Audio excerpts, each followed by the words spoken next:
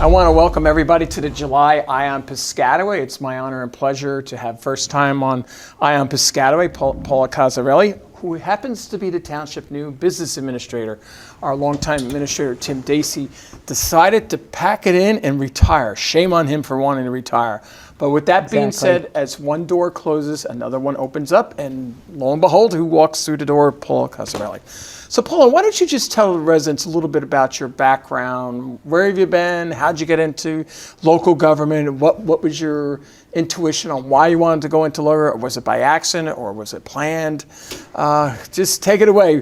This is your life, Paula. All right. Well, let me tell you, I don't think many people plan on going into managing a town. I always started off as I thought I was going to go into social work. I wanted to be a social worker. I was a residential counselor for the mentally ill, and I wasn't making enough money, so I still waitress. So the mayor of my town in Parsippany used to come in for his pastrami sandwich, and he was just joking with the managers, and he made a joke about, hey, why don't you be my personnel manager? And I said, Mayor, I can. I'll be your personnel manager. And he laughed. I said, no, seriously, I live here. I want to work for you. And that was the beginning of my career. Of your local government career. Of my local guy. It all started over a pastrami sandwich. And, now, with or without mustard? You know what? He didn't. I don't remember, but he never ate it when it was served. He was always on the phone. I don't know. He never got a hot pastrami sandwich. A lot of to-go. Yeah, exactly. Mayors are busy. But anyway, that's how I started my career. And I never worked in a private sector job because I always wanted to help people. I always wanted to make lives better. And once I got involved in local government, I said, you know what? I really like this job, and I really want to be a manager one day. And I had a lot of support from my first mayor and the administrator at the time. And the township of Parsippany paid for my graduate degree at Seton Hall. And I just received progressive promotions through there. And then I became the acting administrator for Parsippany. And unfortunately in politics, as things will have it, there was a change in administration. I asked, questions. I left to raise my family. I came back to Parsippany. And then 3 years later, I became an administrator in Little Ferry. And then I just, I worked in small towns, Little Ferry, Pompton Lakes. I like working in small towns because you have a lot more control. You see everything. However, I'm also the person that gets called to be informed. The toilets are clogged. The air conditioning's not working. We have a leak on the roof. I actually shoveled snow off the roof in Little Ferry. So as an administrator... So you get a grievance on that one. I mean, up there shoveling. So I was up there shoveling snow. But at the end of the day, I always wanted to come back to a larger town. And to use my education, my experience, not that I didn't use it in a small town. I learned a lot in a small town. But working in a big town gives you the opportunity to use your intellect in a different way. You are able to see a bigger picture. There are more resources in a larger town. There's more challenging projects. I love capital projects. So that is really what led me to my path here. I've had over 22 years in municipal government. And honestly, I couldn't imagine my career doing anything else. I've received so many nice compliments from residents, from staff. I've collected friends along the way. So it's been a rewarding career. So what was one of your biggest challenges you had in one of the small towns versus the larger towns? I think probably one of the biggest challenges was the lack of staff. Because in a small town, as the administrator, you had a part-time tax collector, part-time CFO. And I want to stop you right there about that. For the general public, understand, every once in a while you'll see a news article that somebody's the tax collector in like 5 or 6 other communities right there because they have a license. And the reason why that happens is because smaller communities can't afford full-time folks in those positions. So what they do is they have a lot of part-timers covering the licenses that they have to have statutorily, meaning the borough form of government. And these are mostly borough forms of government that we're speaking about. And that actually saves the local taxpayers money because you're not having to hire a full-time position in that, but you're still required by law to have somebody in that licensed position. And the position itself still has to be executed according to the state statute. Even if you have, for example, Piscataway has, I believe, 20-something thousand line items. Yes. In these smaller towns, 2,000 line items, but that doesn't matter. Even though it's 2,000 line items, you still have to carry out the state statute. So a lot of the times, I was calculating pilots and doing, reviewing lien redemptions and that kind of a thing. So in that position, so that's a bit of a challenge because I really didn't do that. And you act more like a CFO in some of these other smaller municipalities. They're part-time. And yes, they're CFOs in 3 other towns. So if I need something done for a council meeting, Paula's going to have to put on her CFO hat and start writing some resolutions in order to effectuate what's needed for, the town that night. And sort of like in borough forms of government, the municipal clerk is sort of acts as the manager also, depending upon some communities. Yes, and the municipal clerk does a lot. That job is expansive. They will take in, a lot more than what like a clerk does in a town like Piscataway.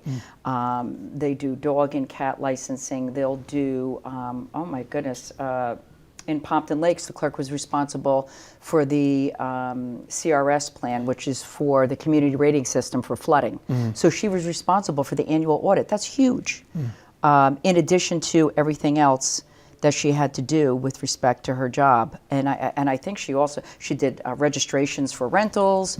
She did all road opening permits. Vital statistics. Yes, registrar, everything. So everything you consider in a big town, it's compact in a small town. There's less of it, but it led me, I'm glad I worked in a small town because I touched upon everything.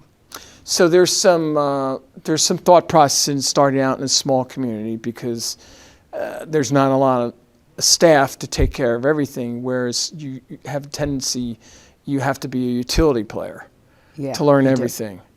And that actually sets the template for when you move on to bigger things, a larger community, that you've had a little bit of flavor in a smaller community, which they have to delve into typical different items in a larger community. Absolutely, because when I was in Parsippany, when I came back after I raised my family, I was the director of municipal utilities. So the town had a golf utility, water, and sewer.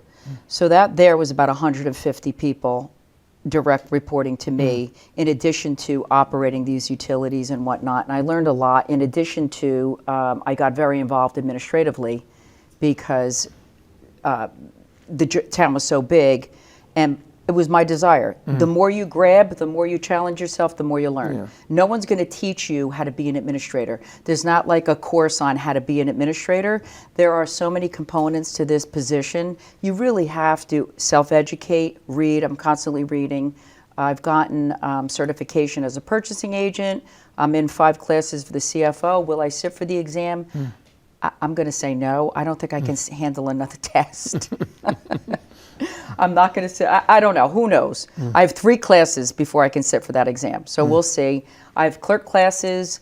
So as an administrator, it's your responsibility to know what every department is doing. How can I manage or report to you as the mayor what's going on in your town if I don't understand the responsibilities of all these departments? So I really have worked hard. In every municipality, you learn a lot in each municipality, and not one of them does things the same. We're all guided by the same statutes, which is kind of funny, but nobody does it the same way. Yeah, it all depends upon the nuances of the community.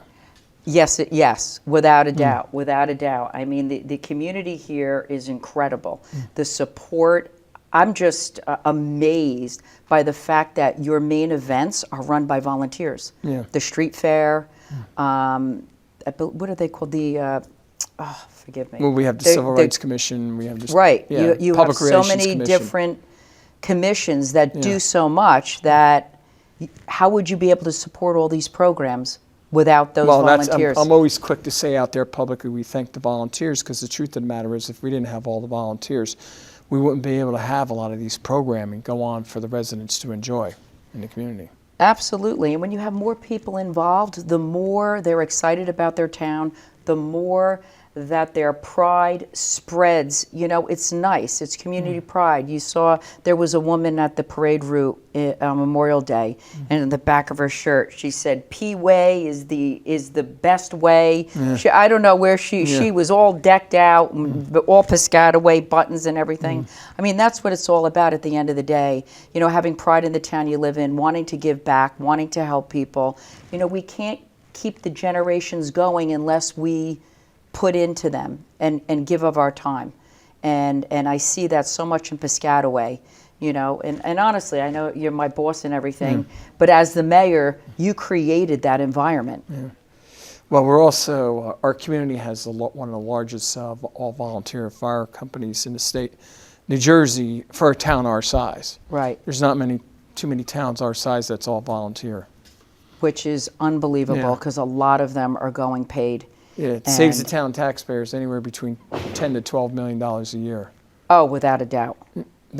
That's just a very conservative number. Oh yeah, it's unbelievable to see that, and they seem to be fully staffed and, you know, ready to go. They've got top of the line equipment, which is wonderful. So they're managed very well outside of the purview of, you know, the government. So they're doing a great job. And we're going to hold that thought. We do have some video that was taken through the month of June. We have a lot of video. We have the Piscataway High School graduation. We have swearing of their 2 new police captains. We have the T-ball award ceremony, to name a few. We had a ribbon cutting, the street fair, which was very short, very rain-soaking street fair. So let's go to the videotape.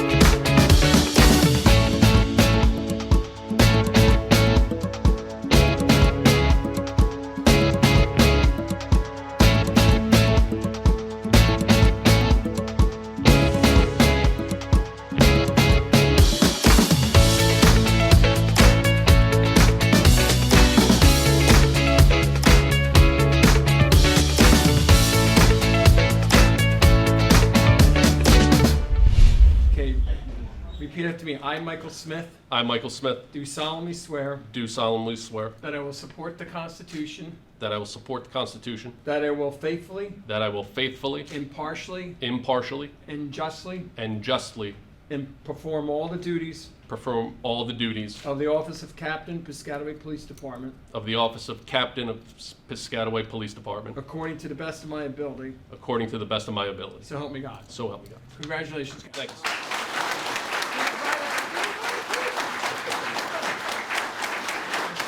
Okay, repeat after me. I, Daniel Capsh, I, Daniel Capsh, do solemnly swear do solemnly swear that I will support the Constitution, that I will support the Constitution, that I will faithfully, that I will faithfully, impartially, impartially, and justly and justly perform all the duties perform all the duties office of Captain, Piscataway Police Department, office of Captain, Piscataway Police Department, according to the best of my ability. according to the best of my ability. So help me God. So help me God. Congratulations. So first of all, I want to thank the mayor. I see Paula here, Roger somewhere in Dana. I want to thank them for their support.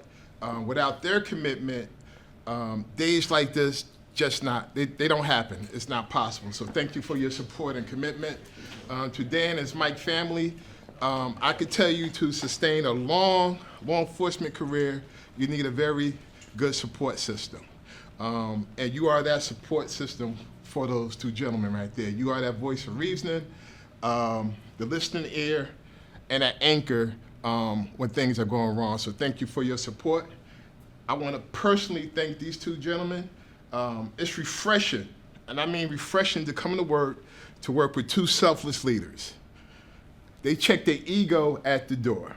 And I appreciate the conversations we have about how can we do a better job at serving this community? That's the conversation we have every morning. How can we do a better job at serving this community?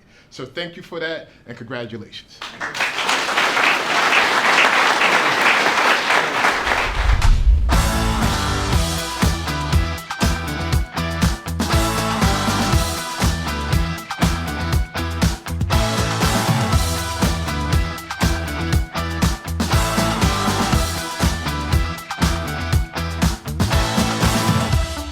We want to introduce Dominic here at 101. Go ahead, Dominic. And give him the scissors. Hold this nicely. So I want to thank everybody for coming here today. We're excited to be here in Piscataway. This is a great store here for mobility and accessibility equipment.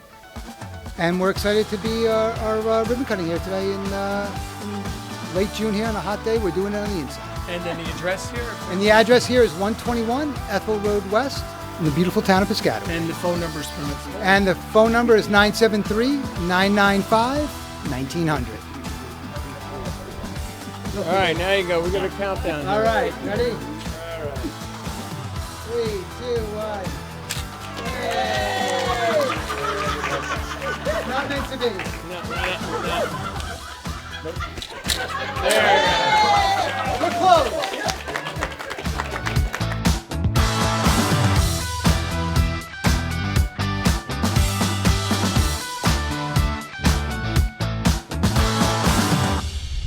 My name is Sherry Alexander, and I'm a member of the Civil Rights Advisory Commission.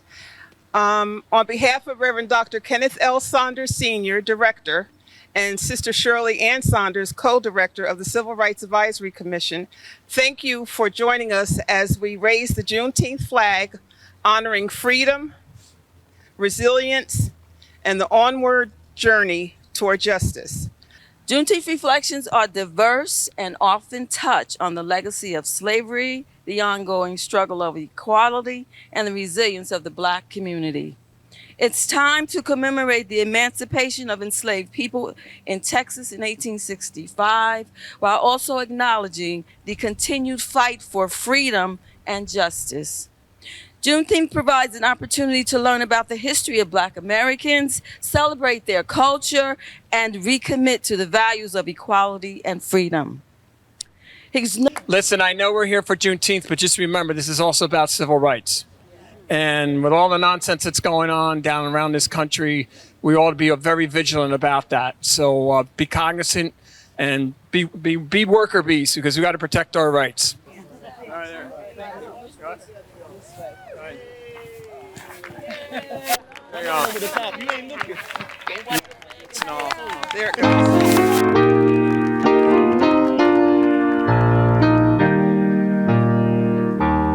Lift every voice and sing till earth and heaven ring, ring with the harmonies of liberty. Let our rejoicing rise high as the listening skies. Let it resound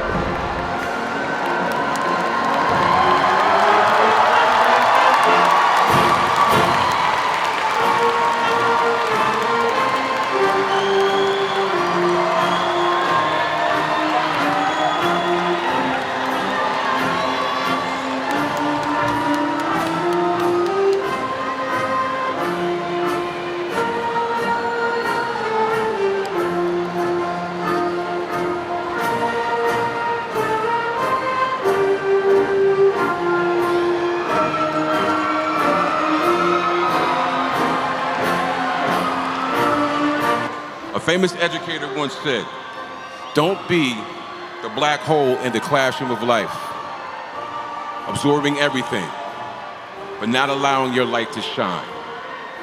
As a proud member of the PHS Class of 1988, I encourage you to continue the legacy of PHS. There are chiefs all over the world letting their light shine. I challenge you to find your why. I challenge you to do it with passion. One day you'll be able to truly understand what you have accomplished. I implore you to never give up. Never count yourself out. You have overcome historical obstacles and you are more prepared for life because of it. Lastly, please remember to say thank you and give yourself some grace and others along the way. I think of our journey when I read this quote from Maya Angelou. Do what you can until you know better. Then when you know better, do better. That's exactly what you did. Congratulations. I know a lot of us use nerves to try and drive us as we struggled with achieving perfection. The perfect grades, the perfect GPAs, the perfect times, the perfect hit, the perfect throw, or whatever you needed to be perfect in. The very human quality of trying to obtain the unobtainable. But perfection isn't real. It's a subjective concept that changes on a whim, or on the person, on the trend. So maybe instead of achieving perfection, we should aim for excellence. So as we all step into this next chapter, whether it's college, trade school, the military, or the unknown, keep exploring. Keep chasing what makes you curious. Say yes to every new experience. Seize every opportunity that comes your way. And if it doesn't, go out and create your own. And above all, do what makes you happy. So as you prepare to leave this place, ask yourself, what kind of story do you want to write? Who do you want to become when no one's watching? What kind of impact do you want to leave behind? And then, go after it with everything you've got. So go forth with the support of the Piscataway family. From Children's Corner to Randolphville, from Grandview to Eisenhower, from Knollwood to Arbor and King, from Kanakamak to Shore and Quibbletown, knowing that once a chief, always a chief. Congratulations, Piscataway High School Class of 2025. You are dismissed for the last time.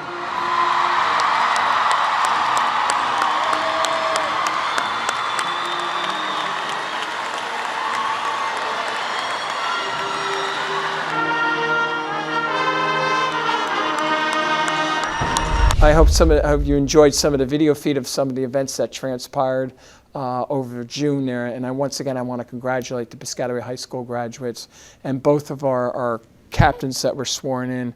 I think they're looking forward to leading the department along with the Public Safety Director, Keith Stiff. So Paula, before we went to intermission, when we had some videos there, we were talking about your career in government.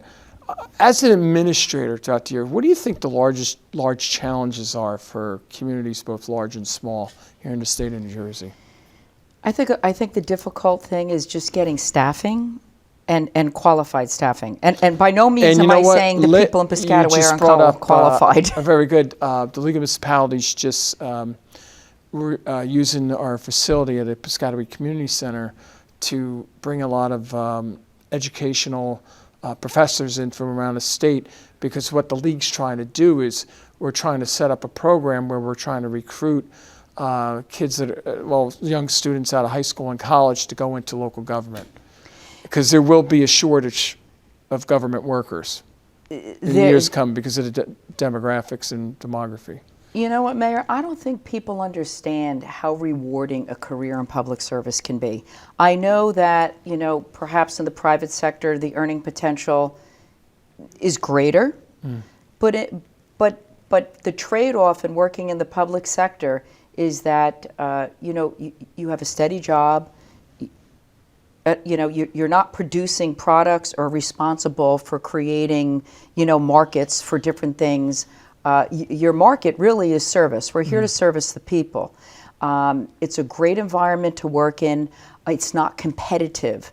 Everybody works at a team. So from town to town, we all exchange ideas. I'm in a manager's Google chat. So we exchange, hey, did anyone come across this new legislation? How are you handling it? We're not in competition with each other. We're here to lift each other up and work together. And that's different than the private sector. I've never worked in it, but I'm going to guess that, you know, my husband does, my family does. It's the bottom line. It's the bottom line, you know, Yeah. and here the bottom line is you know, taking our resources, making them stretch, making them work for our people, getting money. You've done an outstanding job in getting millions and millions of dollars for this township with all of these capital projects.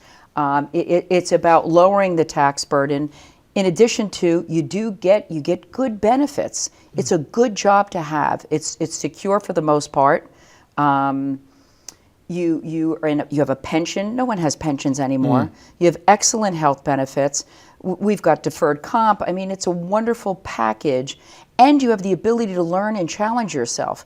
Being a tax collector, a tax assessor, an administrator, a finance officer, a planner, a DPW superintendent, there's a lot to learn. Even DPW. I always like, and this is what's good about Piscataway, because a lot of towns have done away with it, is education. So you have allowed your employees to learn and grow. So our DPW folks can become masons or whatever. After work hours, as long as Piscataway's primary, they can go get second jobs and do side jobs and do very well because they become master craftsmen. I mean, DPW essentially is our own construction department. Yeah, it's a large construction company. I mean, they're building streets, catch basins, stormwater, you know, looking at our, you know, our outfalls. It's just amazing the potential in municipal government. And what's interesting is that they're trying to do a push now. I have a picture that I think the crew here may be putting in our little video of me standing with the former Governor Florio. He came to Seton Hall while I was in graduate school to promote people getting involved. I don't know why young folks, I guess they don't know what government offers. It is the most challenging, rewarding position you can hold. My day is never the same. I go from reviewing bid specs to negotiating a contract. I mean, I've negotiated with the state of New Jersey. I've negotiated deals with the FAA.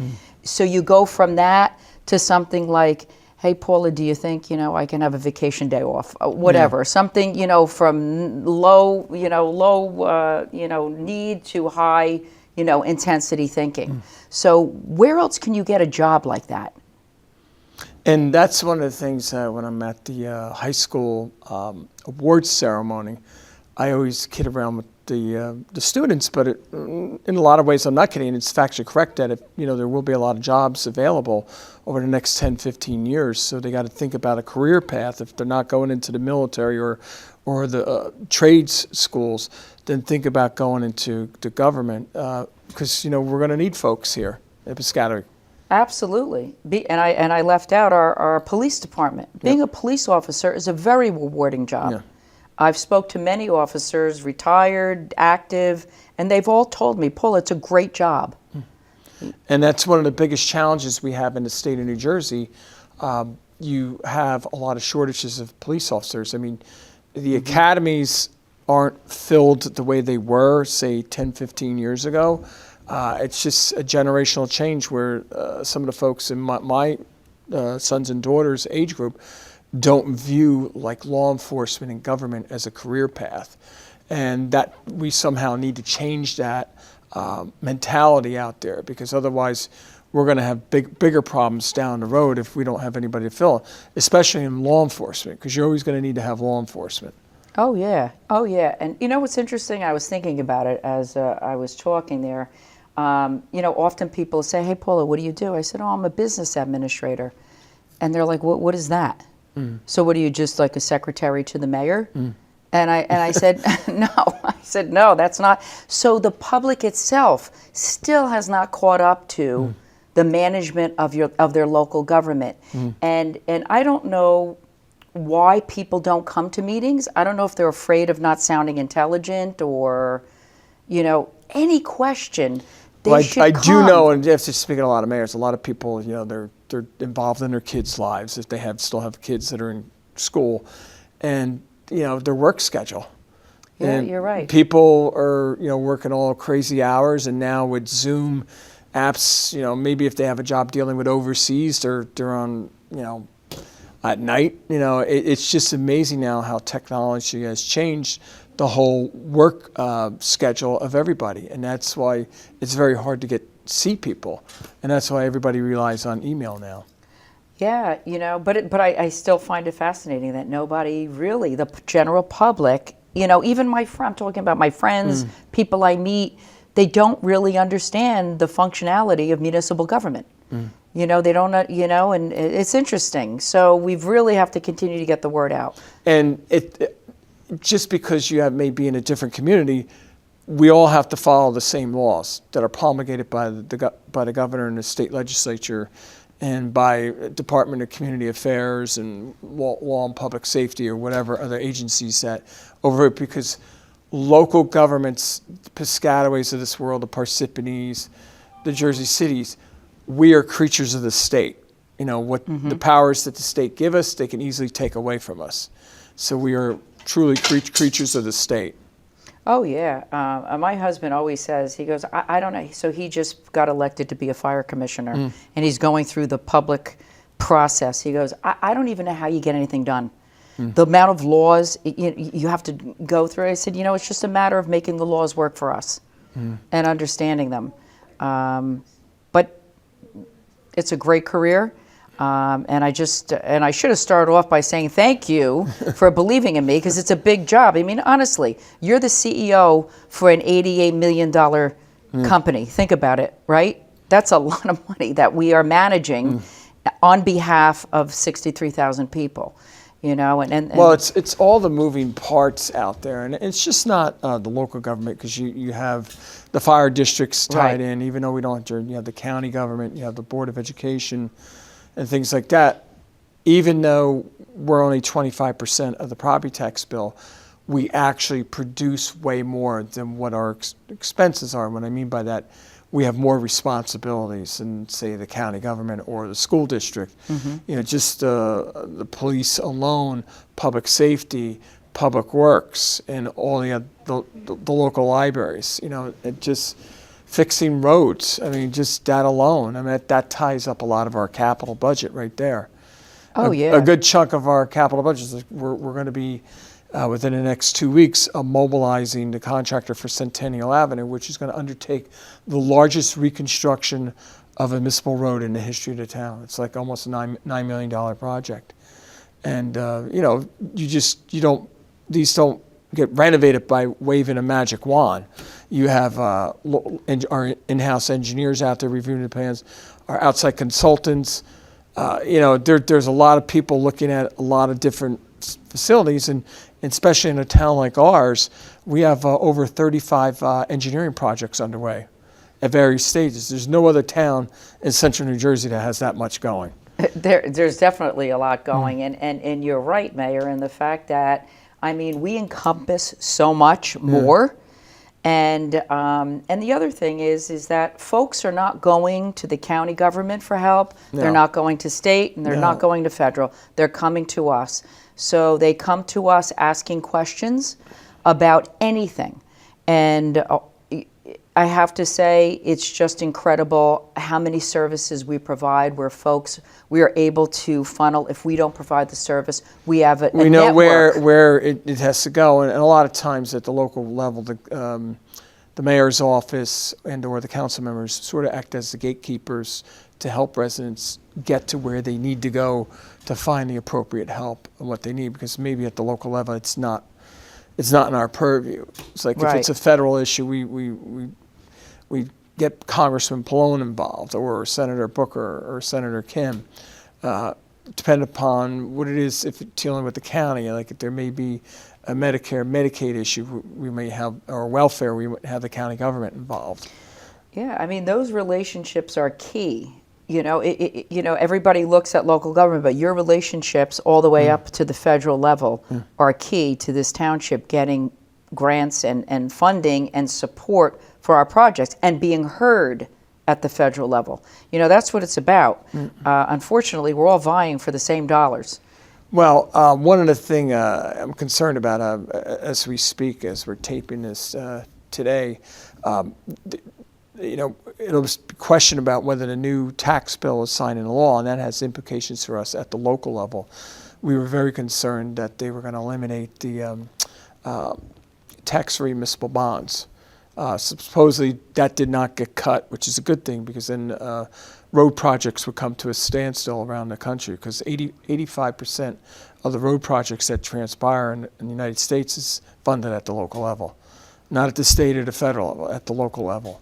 Oh yeah, I mean that. And a lot of people don't realize that it's your local tax dollars at work, and that's why if we're able to get a grant or someplace from the federal government or the state government, for instance, Centennial Avenue, $4 million of that came through the state DOT funds, through the governor and Senator Smith and Senators Danielson and Egan were very helpful in getting that $4 million for us. And quite frankly, if we didn't get that $4 million, I don't know if that road would be under construction this year. So, yeah, I mean, we've got to look at our debt service. It's just incredible the amount of information that needs to be processed, funneled through, executed in order to get things done. I had to laugh. Some other government official in town said, "Well, we don't have any debt in our agency." Well, you don't have the responsibilities that the municipal government has. You're not responsible for 400 miles of roadway. That's a lot of roadway to be miles. And if we're only renovating maybe 7 or 8 a year, do the math. It takes 30 or 40 years to make the cycle to go around. You bring up an interesting point, because there's always been discussion. Some towns pride themselves on being debt-free, and and theoretically, if you're debt-free, that means that the residents here today paid for all the improvements, so everyone moving in paid for nothing. Yes, sir. When you bond out, everyone shares in the greater good of what you improved. It's interesting. I have been on interviews where mayors have said, "What do you think about no debt?" And I said, "Well, I'm thinking, how are you going to keep up with your infrastructure? Because that worries me." Yeah, and it doesn't get less expensive as the years go on. It gets more expensive.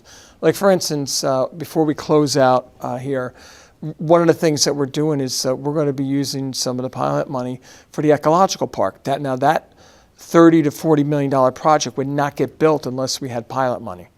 That's the bottom line. When you undertake very large projects like that, you need a specific revenue stream so you can show the bondholders that you're going to have this coming in to satisfy the construction debt that you've encumbered on that. So that's absolutely critical. And the good news is that we did get the bids in for the cleanup of that, so they came in reasonable. We're expecting to award that the month of July, and hopefully sometime in August they'll be mobilizing to start the remediation of the contaminants out there. So, and then of course once that's finished, then we could talk in earnest about staging of how we're going to make that a beautiful park out there. Yeah, it's all about planning and working together with the community and, making things happen. They don't happen on accident. There's a lot of planning, budgeting, forecasting that has to take place. And again, there are laws. You just can't go and bond away. There are debt limits and responsible forecasting. And not everybody in the towns had an opportunity, such as me, to be in the rating agencies when they're peppering you with 1,001 questions about your debt and having to answer very, very tough questions right there, because they determine them. And fortunately for us, we're AA plus stable, which is one step below AAA, which is very good. I still think that we're being discriminated against. We should be a AAA town, but when we go out for permanent financing, we're being treated as a AAA town. So, but we just don't have AAA next to us. So, because we don't have enough people making enough household money, that's we're not a wealthy enough community. That's what we were told, which I think is crazy. It is crazy. That's a whole nother issue. Yeah. Now, I agree. The bottom line is the town's economic development is the backbone of the municipality, and they look at that as also one of the strong factors. Your ability to continue to reproduce a fund balance, to increase your rateable base, not burden your taxpayers. I mean, Piscataway meets them all and exceeds them. And so, yeah, it's a little crazy, you know, how they put that metric in there. I think they probably have some chart. Only X amount of towns could be top rated. I don't even know. Who knows? You know, it's it's a rating agency thing. But what's most important is what we know about our municipality and the fact that we can borrow money at a lower interest rate because we are fiscally responsible. I mean, the town's got a nice fund balance. And you know, that has allowed us to, when there's an emergency out there, we're able to help the residents out there. We don't have to bond out to do something like that. So yeah, and the town does use a nice balance of cash. Yeah. You know, and borrowing. So it's so good. We're going to end it here. I want to thank you for coming on board in Thank Piscataway, you. Paula. So if you ever have to contact myself, the number is 732-562-2301, or you can use the same number to contact Paula Cozzarelli. And I want to thank everybody for joining us here at the Iron Piscataway. And I hope everybody had a wonderful 4th of July and you enjoyed the fireworks display, which, by the way, we have the second largest fireworks display in the state of New Jersey. But I don't want to tell everybody that, but I guess I am. But we're very proud of our fireworks display. So with that, enjoy them, stay safe, and don't get sunburned during the month of July.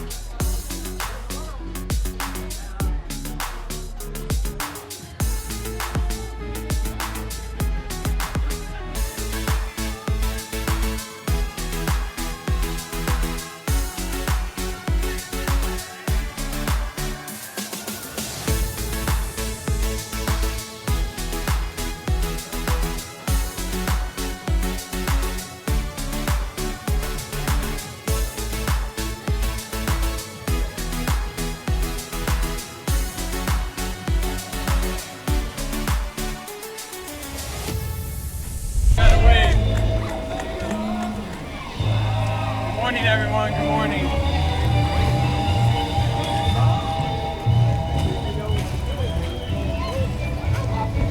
I don't mind. I'm in no hurry. Jordan, get out of the way. Come here, baby. I know we're gonna go in a second. Your brother's over there.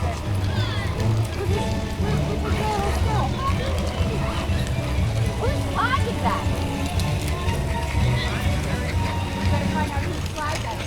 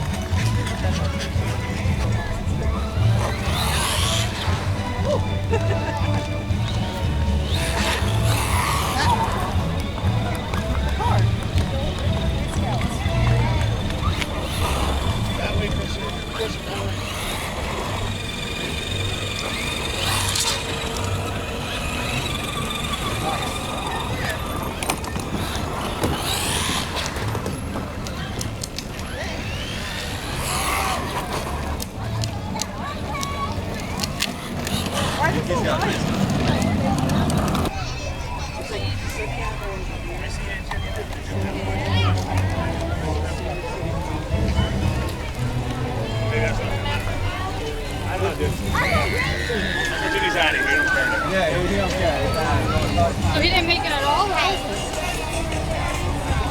Anyway, you're talking to the band. Right? Guys, you have to go this way. Let's go. Well, I see. Where's you?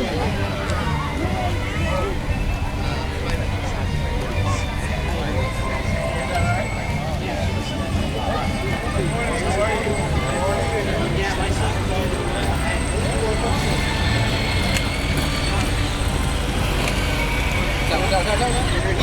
grandkids are rolling apart. We have a 6-week-old grandchild.